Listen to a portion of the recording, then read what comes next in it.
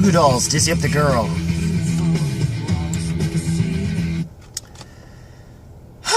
You know what? I caved. I decided, after the last one, may as well follow it up.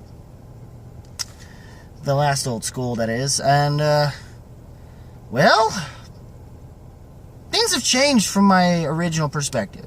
Because that one was still the one I held on dear since high school. Except I still prefer Boy Named Goo as an album as a whole. But I have a different perspective on this album as a whole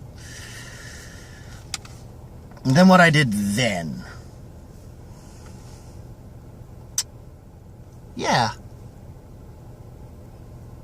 Just realizing not all the songs are as bad as I had some of the, or at least the songs I originally thought of then were just as bad as I originally made it out to be. And plus, I'm doing this because it's legitimately, this year at least, is technically their 20th anniversary for this album. So may as well talk about it. Since I just did Boy Named Goo, you know, just may as well. Starting with Dizzy, which is I could leave links to some of the things in the 20th anniversary talks that at least Mike and Johnny have talked about. At least for the first track, which you've heard here, Dizzy, technically the title track of this album, Dizzy Up the Girl, which is more so or less about this random girl that he had met, that he had just kind of was more like a fling, really, and nothing more. Slide was, I mean, they don't interconnect with one another, I don't believe. Because Slide was just dealing with some girl who's mostly, she deals with the perspective of a guy, or at least of the dude that basically knocked up the girl, or at least two high school lovers, mostly the dude, but we're mostly talking about the girl that basically got knocked up by the dude. We do hear some of the guy's perspective here and there, and it's mostly about whether or not she wants to keep the kid, or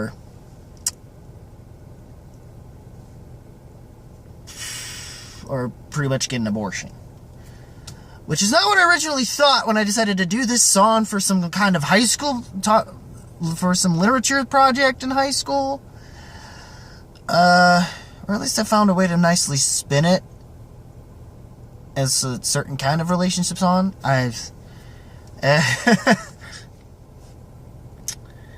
Broadway was clearly a very, very darker song. Of course, the bigger hits that this album had. Honestly, Dizzy was kind of a single, I guess. But I think the biggest single most people know that is off this album, that originally was initially lyrically was meant for, is Iris. Now, the songs I usually always wound up going to during high school had been Dizzy, Slide, Broadway. I kind of skipped the ones for Mike Malone's stuff, because for something about it, compared to the previous album, I just couldn't get into. Not only seem to have kind of been able to look past it, I still think that vocally, it just, I guess it's not his best to me, or just something with that production style just does not suit him as well as earlier records, something to that nature, I don't know. But it's still, they're not terrible songs. I mean, of course, I'm talking about, January Friend, Am I Gone, I guess Full Forever? I know Extra Pale is. And that's the thing. I used to just pretty well skip most of the ones that he had done, including, I think, Full Forever. And I just basically went to Dizzy, Slide, Broadway, Black Balloon. Even Bulletproof I somehow kind of liked for what it was. All Eyes on Me was good. It even had a nice little drum thing, though when I just listen to it now. And some of Full Forever, it skips! My CD skips! Glad it didn't skip during this intro. Necessarily, though, I hit a skip button. So, I'll just leave that in anyway. The thing after Iris the songs that follow up are fine. Now looking more at it now in hindsight, but back then I just felt like Iris was it. Just screw the rest. Because I just couldn't get into Mike Malone's vocals then for this album. I'm more tolerant of it, but I just couldn't get into them, and it just didn't work with what this album was offering in some places. Hey, This Place was fine, but I felt like those songs were just, compared to Iris, they just felt weak sauce. Iris is just really good, given what the song was initially for the soundtrack, and lyrically it matched with it, and so did a music video, I guess, for it, which I have yet to really see. So, Slide deals with that. Broadway, kind of dealing with some of the dark side of what Broadway is, just kind of I guess it's an oxymoron song. I used to remember how this went, but it kind of deals with a lot of sort of oxymoron, sort of ironic little things to it. Kind of its own ironic is really what it kind of is, but more specific to Broadway itself, or at least that area of New York, how it used to be, I guess. And at least it's not as bright and colorful as everyone else made it out to be, you know, with the way the musicals are, I guess. I don't know.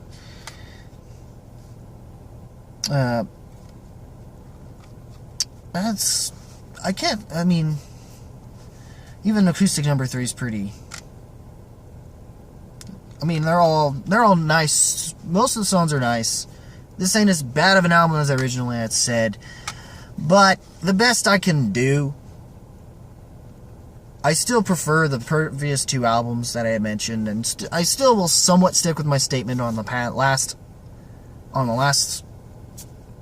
old school review for A Boy Named Goo. And for the most part, and yeah, as far as Dizzy Up the Girl's concerned, the best I can do for this is it doesn't hold up as badly as I thought. It still holds up decently.